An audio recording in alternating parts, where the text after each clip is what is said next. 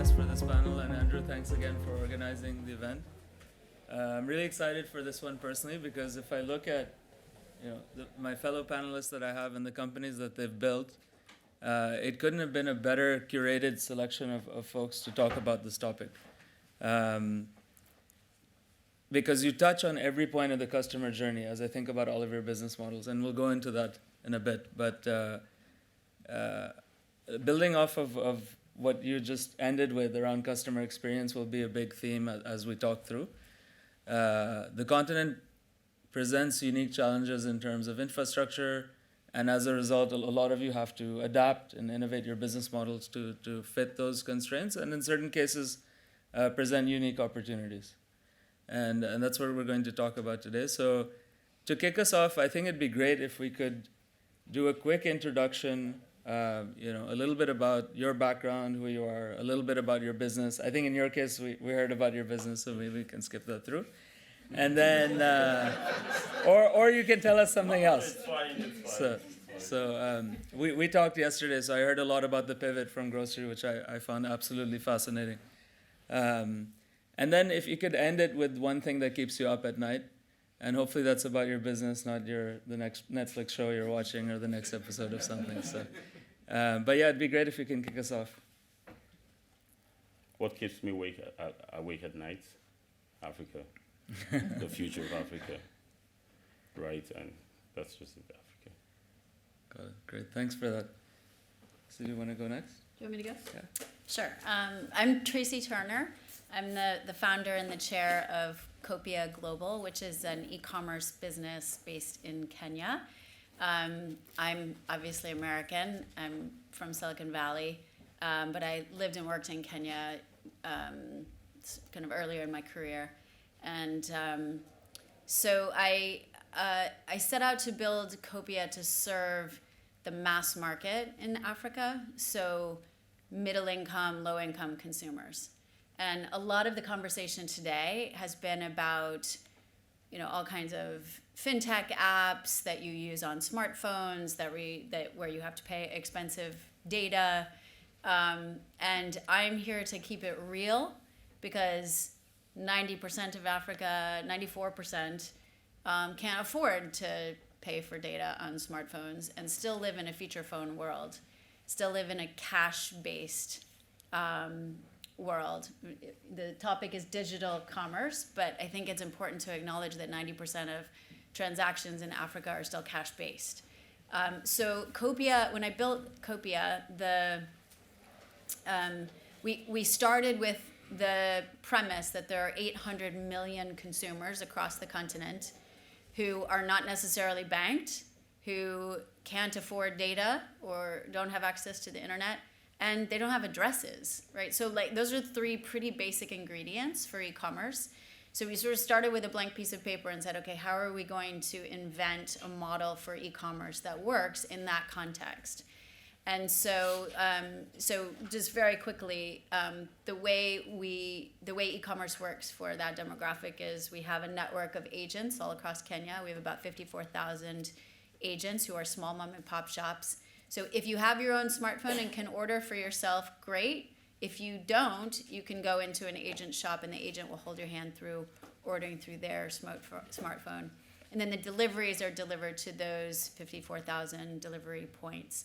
So, and if you're unbanked, you can pay the agent with cash and the agent passes along the payments to us. So anyway, in a nutshell, we've created a way for both online consumers and offline consumers to participate in an e-commerce experience. And Tracy, what keeps what you up? keeps me up at night? Well, I think one of the topics that maybe we'll get into in more detail, but when I started Copia in 2013, the entire amount of venture capital flowing into the entire continent, not just Kenya, but the whole continent, was $100 million. Right? I mean, it was nothing. And I think Elizabeth talked about this earlier. Now it's a much larger number. I think it's 5.2 billion, but it's still, it's a drop in the bucket compared. I mean, it's one industry in Silicon Valley gets that much capital each year, right? And we're talking about an entire continent of 1.4 billion we are now. So I think just access to capital across the entire ecosystem, not just Copia, but all of us. There are so many incredible entrepreneurs doing so many innovative things. And I know I have spent 25 years in Silicon Valley. Like, I know what a good entrepreneur looks like. I know what investors like to see. And it is all over the continent. So it's just sad to me there isn't more awareness and comfort with investing in Africa yet. It's coming, but it's just not, that curve is not steep enough yet. Thanks. No, I completely agree. Yes. So my name is Sheon Ali, and I am the CEO and co-founder of Fez Delivery Company. And Fez is a last mile logistic company, and essentially we are powering what the likes of Tracy is building. We're leveraging technology to optimize operations and scale. At the core of what we do is to serve businesses and businesses, individuals, and aggregators. And I'll speak a little bit about our business model. So we make money from businesses. We serve different verticals. We have a vertical that caters specifically to fintechs, where we help fintechs distribute debit cards and POS terminals across Nigeria.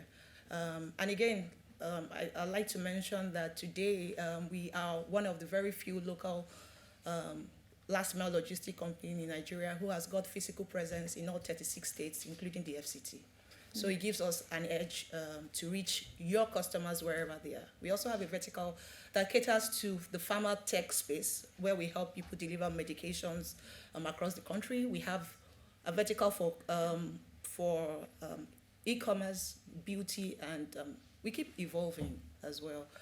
And for individuals, we leverage mobile apps and web applications to serve them. So you can buy anywhere, and you just have us pick up for you and deliver to your doorstep. We're also serving the aggregators, where people, and today, we have different technology platforms where you have they are logistic technology platforms. They don't really have the assets. So we serve them because we own our assets, and we'll help them fulfill the delivery side of what they build. So what keeps me up at night, so that I don't re-echo what Tracy has said, I would say, and it changes. What kept me up at night last quarter is different from what is keeping me up at night now. So for me, I would say the regulations. We have different policies being introduced every time.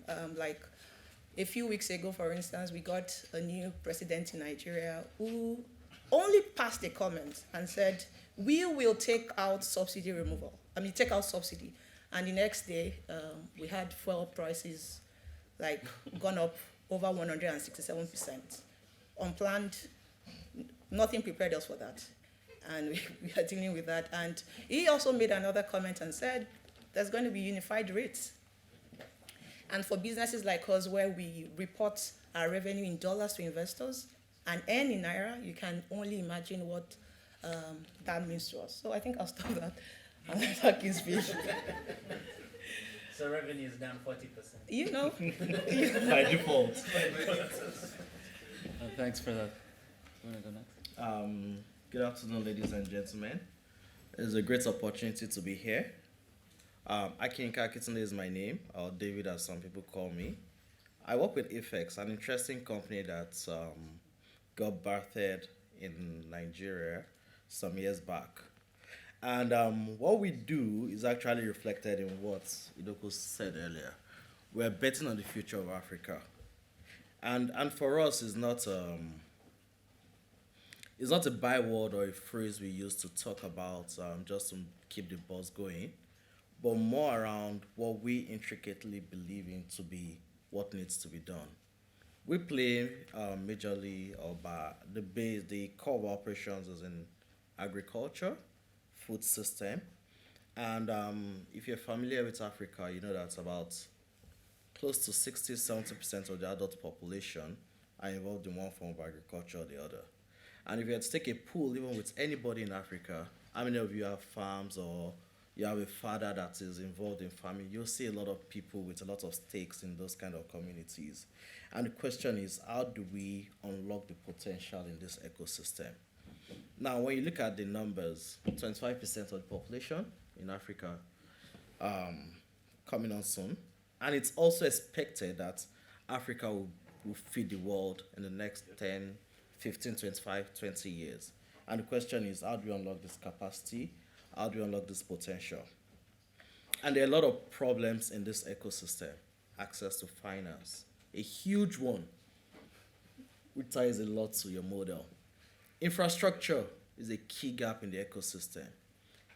It's easy to build tech solution because you just need your laptop, right? You can build a fancy app or whatever, but to get it to the last mile is where you start feeling the heat, feeling the sweat, racking your brains, not being able to sleep at night, and keep questioning yourself, why would you bother going to build a market when you could have taken an easy way out and just taken a good paying job wherever you are, right? Rather than burdening yourself with trying to solve a problem that nobody might care about. So at Apex, that's what we're building. What we work with is want to be the reference point for commodities across Africa. We started in Nigeria. We're in about three other African countries right now. We have an interesting project we started 3 years ago. We call it Project Black Elephants, not white elephants. Because big is audacious, but we also believed it could be done. And that was to fully integrate in the African ecosystem. And that's what we're playing out now. What keeps us up at night? What keeps me up at night? It's funny, but it's about my staff attrition rate. You spend a lot developing staff. I mean, we work in an ecosystem, and I keep relating with a lot of things you said, right? You build a business. Within 2 weeks, somebody's copying it, right? Meaning, so long as they have access to the bank, your employees will flow there. Now the question is, okay, I'm racking my brain building this solution, and then I'm getting letters of resignations day in, day out. What do I do to keep my staff interested in the business? What do I need to do to keep them invested in building this, right? And how do you ensure that, you grow the business together with them? Thanks. Thanks for that. Really interesting businesses and really interesting things that keep all of you up at night. And I'm going to come back to those. I just want to shift to the customer a bit. So my name is Karthik. I lead the business development team for startups and VCs for emerging markets at AWS. But before this, I've spent a lot of time in e-commerce. So I was part of the early team that built Jumia out of Lagos in Nigeria in 2013 and 2014. After which, I went to work for a company called Souq.com, which we sold to Amazon in 2017. And up until a few months ago, when I took this role, I was leading the product team there. So have been through the customer journey pain points as well, in a bunch of the markets in Africa and Middle East. So I completely hear you from my old life. Our team partners with VCs and accelerators across all these markets, but not only in these markets. Given a big chunk of the capital comes from offshore or outside the continent, we also work with US and EU investors that are interested in Africa, Middle East, and Turkey. And we essentially partner with VCs and the startups directly to help execute their roadmap, right? And however AWS can support in some ways around technology, but also on the non-technology front. And what keeps me up at night is, in this environment, and we touched on it earlier, obviously funding is slowing down. I think we've done a good job on helping startups financially on cost optimization, support through credits, etc. But one thing that we need to do better is how do we help startups grow? And the team is up, working very, very hard on our strategies on go-to-market. And that varies depending on what kind of business you are, whether you're B2B, B2C. So that's what's really keeping me up right now. Now, so I want to shift gears a bit and go into some of the themes we see with customers that are linked to the infrastructure, both challenges and opportunities, I'd say, in Africa. And I'd actually like to start with you, David. I think about your business, and one of the tenets or objectives of your business is to bring transparency to an area that maybe hasn't had as much in the past. And you've been on that journey, I think, for 12, 13 years. How do you see that progressing? And also, you're clearly not done yet. So what's the next stage around bringing that transparency and completing that mission? Thank you. Thank you very much. The market is highly informal, which was one of the first challenges we faced when we started the business. And when you deal with informal market, means there's a lot of opacity. People don't know what's going on there. You think you're going to go and solve an easy problem, and then you discover that the problem you're supposed to solve is something totally different. So the journey for us has been one in which we've taken lessons learned from other sister companies globally, and I'll talk about that a bit, and also not taking the conventional approach to solving this market problem. As a background, AFEX was registered in Nigeria as a commodities exchange, meaning we are supposed to be what the London Stock Exchange is for commodities out of Africa, what CME in the US is for commodities. And the question, if you look at those markets, they have access to market price of commodities. If they tell you the price of AWS is $100 or $200, I mean you know where to check and verify that information. But in Nigeria, if you want to buy corn, large commercial basis, and they tell you the price is $300, the question is based on what? Who's quoting the price? What's the quality? What's the quantity? And what are all those parameters that defines what that is? And that was missing because most of the producers are farmers who were not literate on one side. On the other side, infrastructure that is required to bring this to markets is missing. For example, warehouses. There's no way you can sell commodities when you don't have a center that guarantees the quality and quantity of what is being brought into that ecosystem. And commodities are quite interesting because we can relate with it in real life, right? It's something we consume. We eat food. I mentioned corn, right? But how does it affect us? You discover that if you're not vegetarian, right, you take chicken, which feeds on animal feed, of which 30 to 40% of it is corn. So there's a direct correlation with that, and when demand goes up in one side, it affects the other side, right? You produce this corn in the field, which is seasonal. There's a time, so everything you can relate to it, but the market and mode for determining the structure is very, very different. So one of the things we've done since we started the business is a huge investment in infrastructure, warehouses. How do we get warehouses closer to where these commodities are produced? That was a huge step we had to take then. Subsequently, we now went a step further, working with key players across the ecosystem to have what we call our pricing methodology, right? And the key lessons for us there was when we started the business, so we had a sister company that started in East Africa, which was a more structured market compared to West Africa then. And when we did the first deal then, because we thought it was a technology business, we discovered that what was delivered was below quality and the buyer couldn't accept it. And that was a huge cost on us because the market you're trying to create doesn't exist. So you have to go to warehouses, build it, and determine the quality and quantity then. We incurred a huge FX cost then, and that was killing us. So we had to pivot our business model to one that is more sustainable locally, incorporate that in our business model, and then start building it upward. One of the things that has also helped us in growing the business was the fact that we were much more focused on the long term of the business. So everything we were building was not about how to get profit out of the business early, but how to make the market more sustainable. When we started, and just a key number, we started the business, we started with 3 warehouses across the country. Right now, we operate over 200 warehouses. We have an installed capacity of over 500,000 metric tons, whereas we started with less than 10,000 metric tons, which has shown the growth we've done and the spread we have from one state to about 36 states in Nigeria alone. Right now, we work with most of the key consumers of these commodities, the huge manufacturers and feed millers across the country. And that shows the acceptance of the model we've brought through transparency. The next step and stage for us is now to make this a product where you could attract capital into the agricultural ecosystem. When people can reference price of commodities, then it's easier to bring financing into the ecosystem because you could benchmark the prices with what is transparently out there with a sound structure that gives it, that makes it relatable to either short-term or long-term investors, and then they can put their money in, and then you have a seamless process where you convert cash to assets back to cash seamlessly, eliminating the risk and opacity in the ecosystem, and then ensuring that you can grow that base aggressively over the long term. I hope I didn't lose anybody. No, I think that was really helpful and really inspiring journey.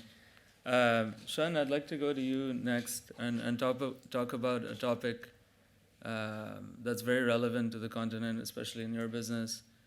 And Tracy touched on it earlier. I have a love-hate relationship with address quality, right? And the challenges that we have around address. And if I think back to when we were setting up Jumia to what I was doing 8 months ago, there's been a big journey there, right? So initially it was assigning drivers to zones, calling customers 3 times before you go deliver. And now we're at a stage where we're essentially, we're building ML models to determine address quality scores. And I think we've come a long way. There's still a lot of work to be done. But I think it's an interesting challenge. And I'd love to hear about how you're solving it, and also if there's any unique opportunities. So an example could be because of the lack of address data, standardization, zip codes, etc., that exist in a lot of the countries we operate in. I feel like there could be an opportunity to partner with the government or integrate with postal services and kind of bridge that gap. But I'd love to hear about how you're tackling it and any insights on that front. So first, I wanted to say that, you see, the scenario that you described the first time, when you started talking, hasn't really changed much. And so, and I'm sure Nigerians would relate to this. So in major cities, I think we've experienced significant progress. But where we still have rural areas, which we have a lot of them, we are still leveraging foot soldiers to help get deliveries done and using bicycles, because no addresses.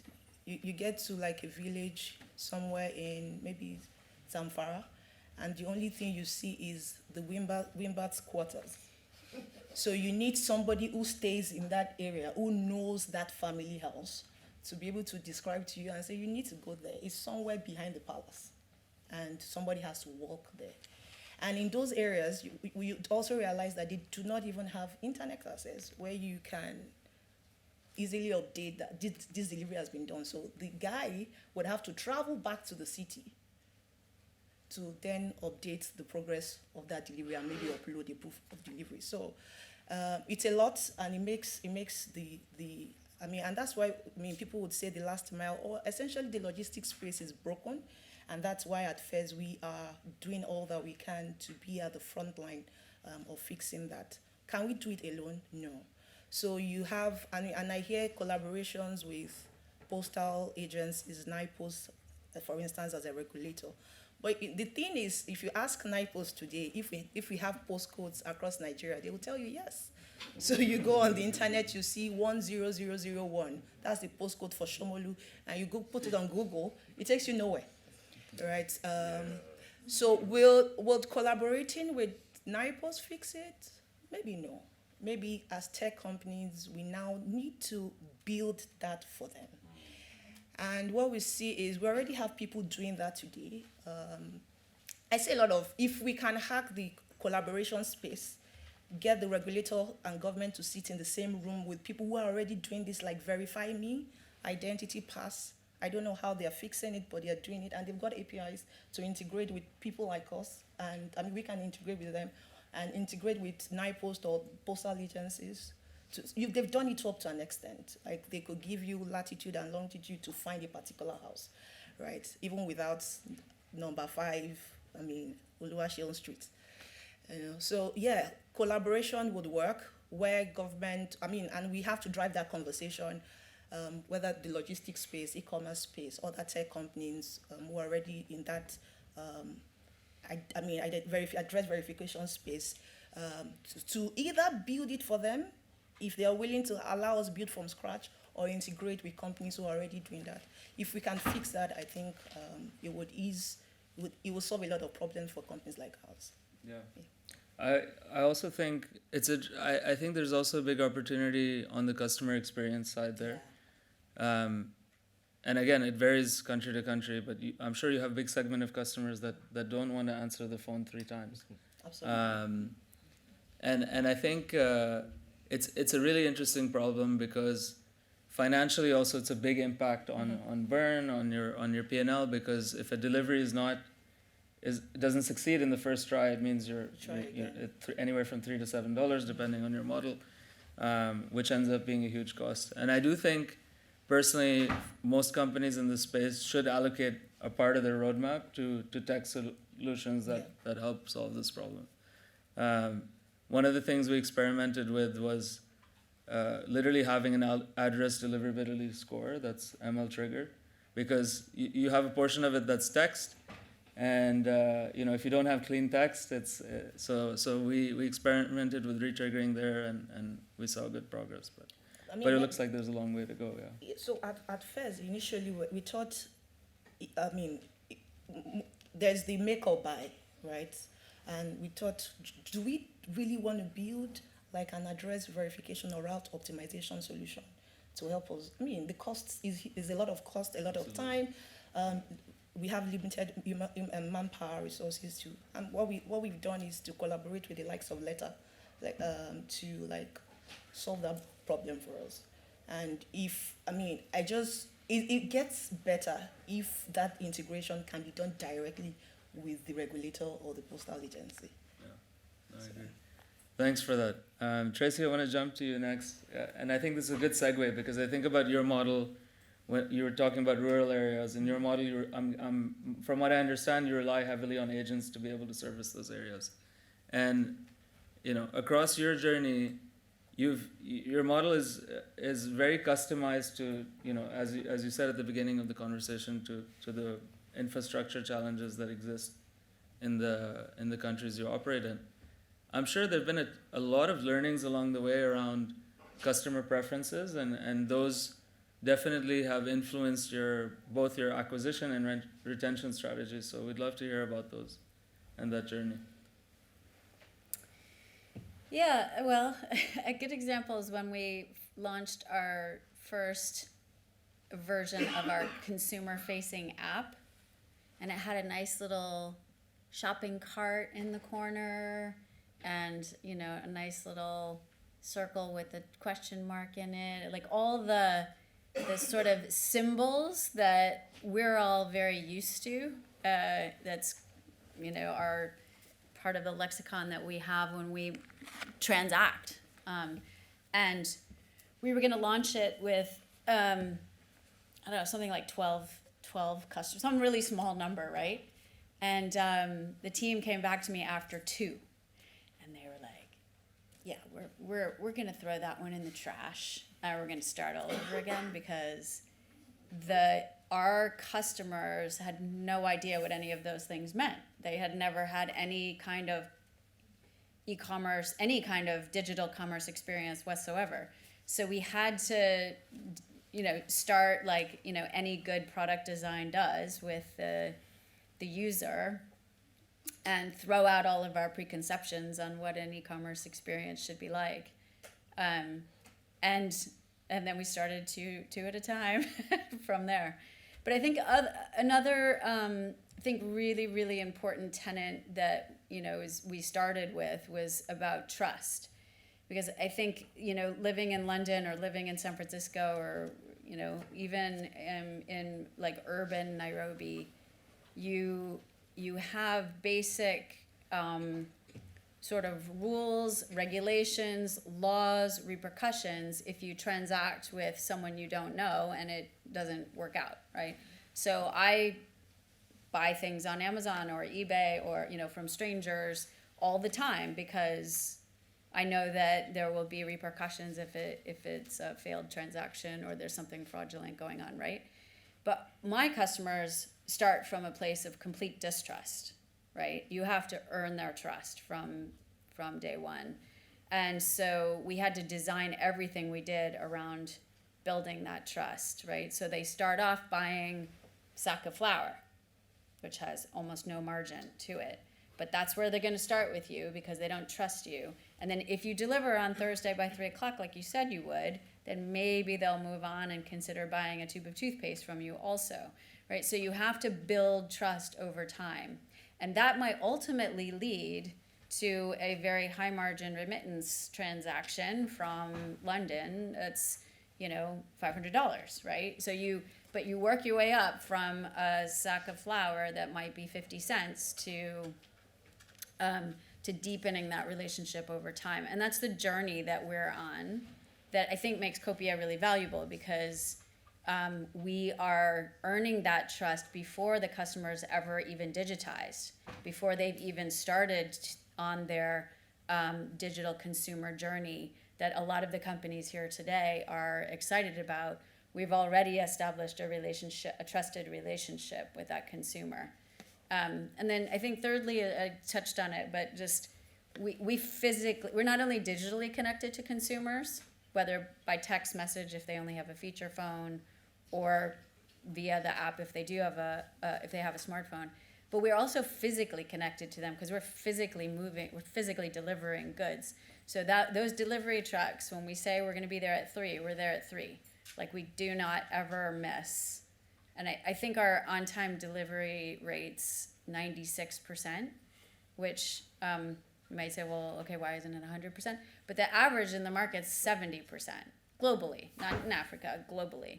So we set out from the very beginning to say, like, everything we do, we have to be reliable, we have to have the best customer service experience, we have to have the best prices in the market, because all of that adds up to a trusted relationship. And then the way it manifests, and then I'll shut up because I'm babbling on too long, but the way it manifests is we have our own branded sugar and beans and rice and stuff. It's Copia branded and Copia packaging and everything. And we just buy sugar from a manufacturer, right? Straight from the farm. And then we package it and we do taste tests with our sugar and the other sugar brands. And we'll have the exact same sugar in the package right next to ours, but our customers think that our sugar tastes better, which is only because of the brand, right? That's the only differentiating thing. So to me, that's like gold dust, that end consumer trusts us, and then we can deepen our relationship and deepen our, the percentage of their wallet that we capture as they continue to build trust in us. Thanks, Tracy. Very, very insightful, and super interesting. I didn't know you had your own brand of sugar, rice, and beans. You can buy a sack of sugar. I definitely will. Idoka, I'd like to go to you next, and one topic that I'd love to hear from you on is, throughout your journey and after the pivot and your current model, a big part of your model is going through KYC and identity verification, and of course that problem exists not only in Africa, across, but I'd love to hear from you on maybe some of the uniqueness of it in Africa, how you've tackled it, and what do you anticipate or predict, going forward? Okay.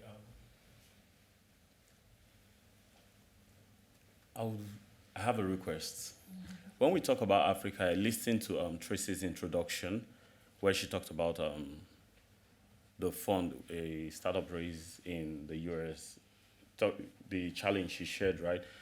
I think there is a need for us to rephrase our conversation around Africa, right? I would use Nigeria as a case study. Over 200 million in population size, right? About 115 are classified as adults, right? And for a typical adult, you're expected to have a bank account, right? But you just have 60 million of those numbers that have a bank account, right? Now, where I'm going to is, when we're talking about Africa, can we talk about urban Africa and rural Africa, right? Because we can't just take a narrative and put it on a continent, right? You go to Lagos. I think I was cracking a joke to someone yesterday. I was like, over here in London, I get fed up of every morning you're sliding mails through my door. And I'm like, urban Africa feels this is archaic. Just send me a mail and stop sending letters through my door, right? So we need to sell that narrative that, see, we understand that Africa is developing, rural Africa is developing, urban Africa has a different feel. And if we don't push this narrative out here in the Western world, it's bundled together, right? And you begin to see interesting data flying around. And sometimes I read these things over the internet and I'm like, where did you get this data from? Right? But because there is no counter narrative from Africa, once it's not challenged, it becomes the norm, right? And connecting that to your question, identity is a major problem in Africa, right? And from the example I just cited, 200 million persons in Nigeria, 115 million adults, 60 million have a bank account. And how you know the number of persons that actually have a bank account in Nigeria? No one person has 2 BVN. Log on to NIP's website, look up the number of BVNs. That will give you the exact number of adults that actually have a bank account in Nigeria. And the question now should be, out of 115 million persons, if 60 just has a bank account, it means you have a margin of about 55 million persons that are unbanked. Why are they unbanked, right? When you can easily walk into a bank and get them to open a bank account, but the bank is going to tell you that to set up a bank account for you, you need a BVN, right? And you say, okay, what do I need to get a BVN? A valid means of identity, and that drives you to the conversation of identity. So I think identity, it's a big issue, right? And by identity, I mean personal valid means of identity. And there are just a few that's accepted. I'm using Nigeria as a case study: voter's card, driver's license, international passport, you name them. And these are things that are literally in the hands of the government, not the private businesses, not the startup. So it takes a form of deliberate effort from the government in terms of orientation and pushing that narrative of just get a driver's license, just get a voter's card, just get a birth certificate, just get declaration. Simple documents like that can walk you through the entire value chain of, from this document, you go for your BVN, from your BVN, you have a bank account. And that's a critical part of the issues we're dealing with, right? Because if you're looking at building, in my space, a digital bank, if your model is locked to you have to have a BVN to have an account with us, we know we are capped at 60 million accounts as at today, right?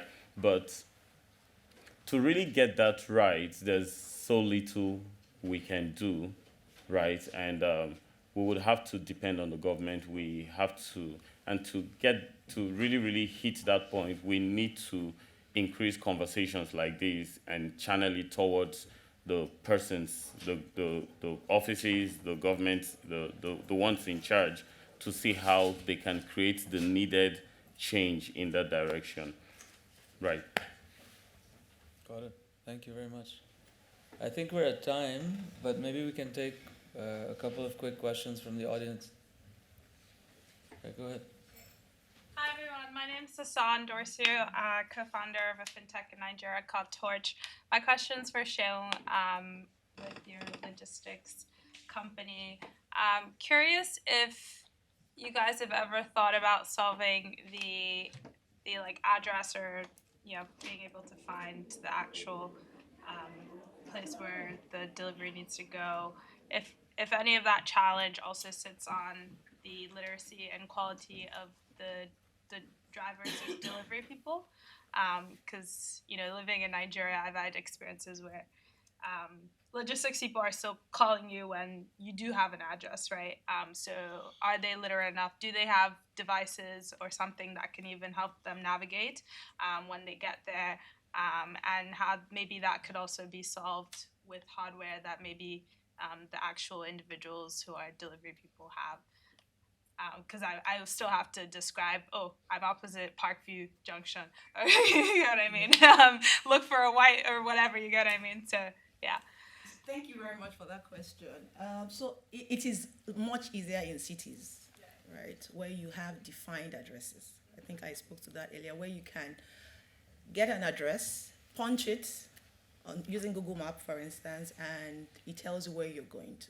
Even if it's not exactly the same, but it takes you very close. I mean, I'm not taking out the fact that we have huge people issues, and riders are very special. As I like to, I mean, you equip them with necessary gadgets, and somebody still chooses to say, I'm just going to use my head today. I will find it. And he gets there and is calling you, Madam, I don't dare your street. Get one White House with the here. Sorry, pardon me. Oh, you want to import, you have an address, and I've called you, I've described, and all of that. So I'm not going to take out the fact that we have that. I mean, that's a major issue that we deal with. But how we are solving that is, at first, we have like a mini training institute where all we do is to train and retrain our own riders and even the 3PLs that we work with, just so that we continue to tell them it. And it's not going to end. We have to keep doing that because, again, they can decide to choose what they want to do. But for villages, rural parts where the addresses are not there, partnering with address verification companies, I mean, like Verify Me, like I mentioned, Letter, is helping us solve that maybe just about 75%, but we still have the 25% to deal with. So hopefully we can have NIPOST, who is our regulator, sit in the same room with us and really, really hack this postcode thing. Until then, we just keep looking for innovative ways to optimize for accuracy. Yes. Yeah. Jeez, what 3 words? Yeah. Andrew, What 3 words? we have time for one more question? I think there was someone on this side. Yeah, sure. So just to piggyback off that question, part of the pain point is also getting access to data for the drivers. So have you considered trying to partner with telcos to get zero-rated contracts, or are there any other kind of creative corporate solutions that you've been considering? So I think I had that conversation, I don't know if it was you, earlier today, where we said that, so the next stage for scale and operational efficiency will be definitely to start talking to telcos. But it becomes difficult or hard for small businesses like us. A DHL will work to like an MTN and say, I need access to your data. I'm like, oh, you can have it. But for someone like us at first, that we are still growing, we are probably not, MTN probably doesn't even know we are, and just says, give me access to X data. Then it becomes a problem. Again, everything still goes back to ensuring that we continue to speak to the regulators.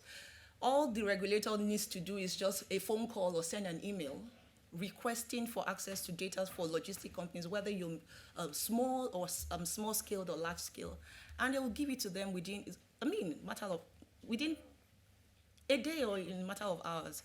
So we are forcing, and one of the things that I'm very, very excited about with this new administration is the fact that the Postmaster General is going to be changed.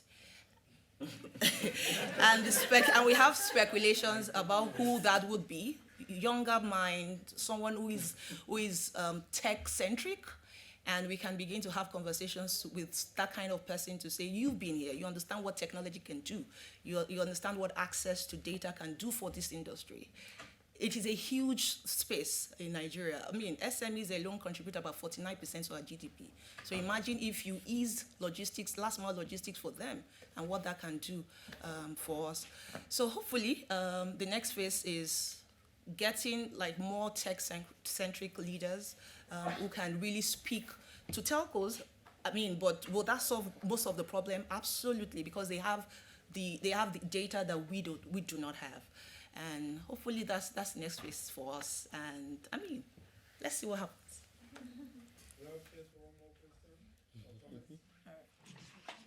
Sure, go ahead. Okay, I'd like to thank all the panelists. My name is Chimezie Emeolu. Maybe let me stand. I'm CEO of a company called Semfix. We focus on identity management, and I'd like to encourage you, Sheung.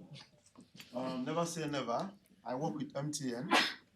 And I know a couple of people here that work with them, and they'll be very excited to partner with you, especially now that they're looking at doing things on self-service SIM swaps, where you get your SIM delivered to you and you can swap it by yourself. They'll need companies like yours. So don't discount yourself. I think you should brace up. Go and talk to them. And I don't In fact, also. I'm going to talk to them through you.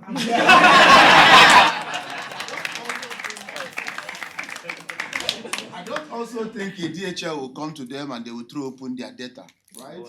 Because I've been privileged to be one of the key gateways for most of the data they have, and their primary problem will typically be compliance.